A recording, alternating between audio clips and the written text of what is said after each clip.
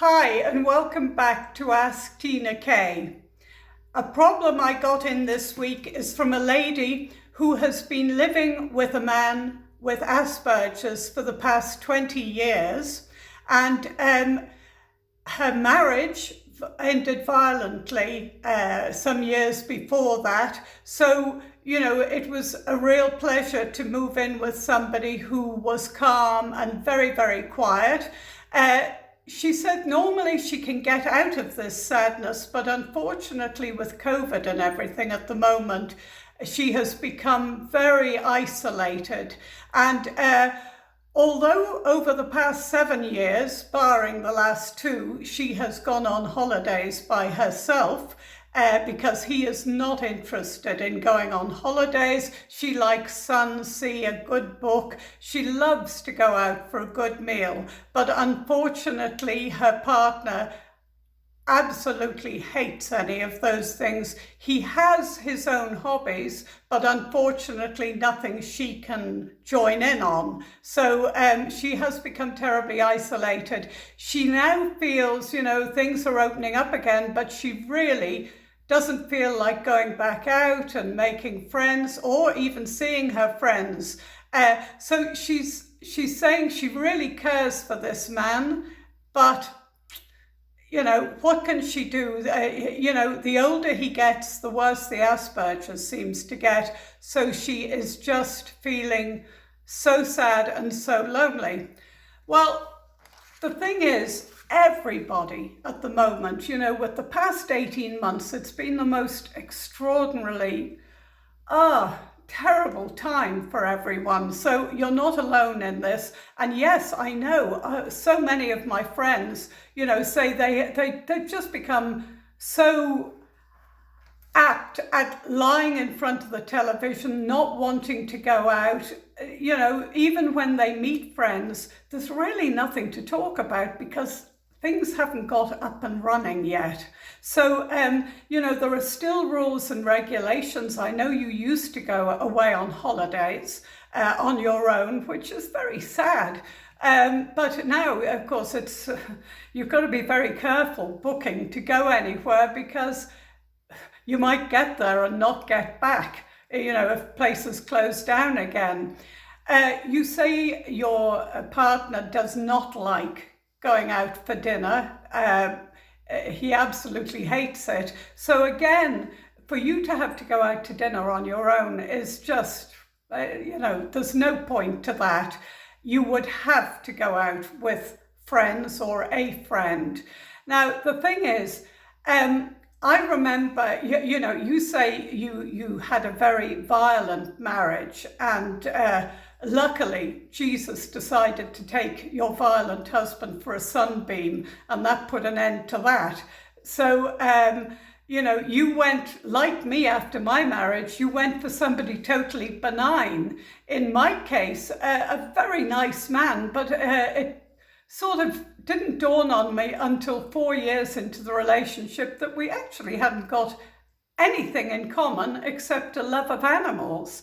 And it really brought it home to me when I went to a very fabulous lunch party and my hosts asked me, where is your partner? And I just said, like a good wine, he didn't travel terribly well, because I know he would have felt like a fish out of water. He would have had nothing in common with these people, and therefore there was no point in dragging him along against his will. Now, the thing is, it would be so easy if you actually wanted to leave him, if you didn't like this man, but you do like him, and you have been working hard at staying with him. The thing is, things are becoming more and more difficult with, being isolated. But I think if you do want to stay with him, you're going to have to bite the bullet. I know you don't want to meet people, but you're going to have to go out there.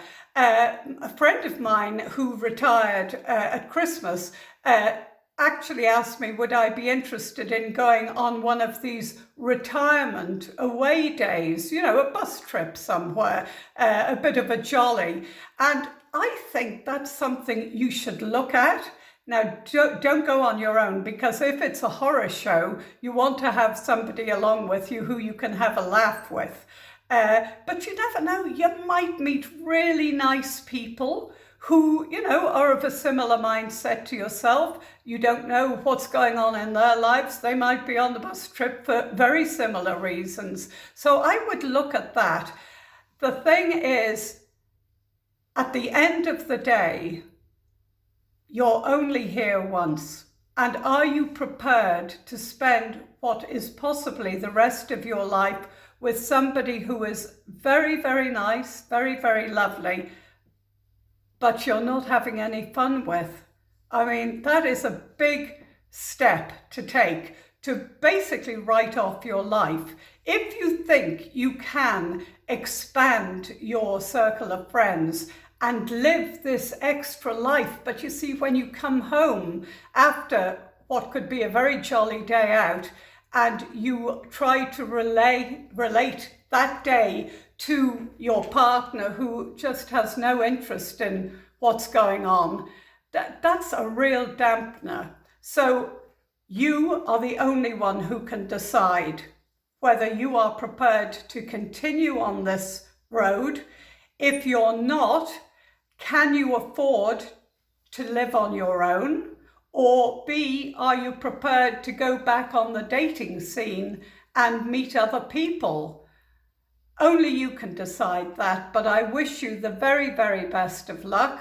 It's very difficult, and as you say, at the moment, it's even more difficult than it would be under normal circumstances when life is totally back to normal. But things are getting back there, but you have got to decide whether you are prepared to move out or move on.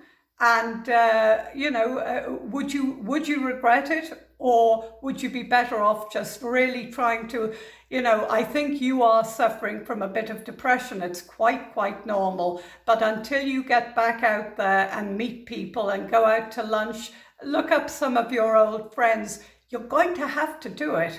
And it's going to be difficult the first few times. But after that, you'll realize it's better than what you're going through at the moment. Anyway, the very, very best of luck with that. And please, if you're watching this, like, subscribe and share. Subscribe so you don't miss any of my posts. And I will also be running this on Instagram and YouTube. Until next time, thank you very much. And oh yes, one more thing. Any questions to AskTinaK@gmail.com. That's AskTinaK@gmail.com. Till next time, thanks a million for watching.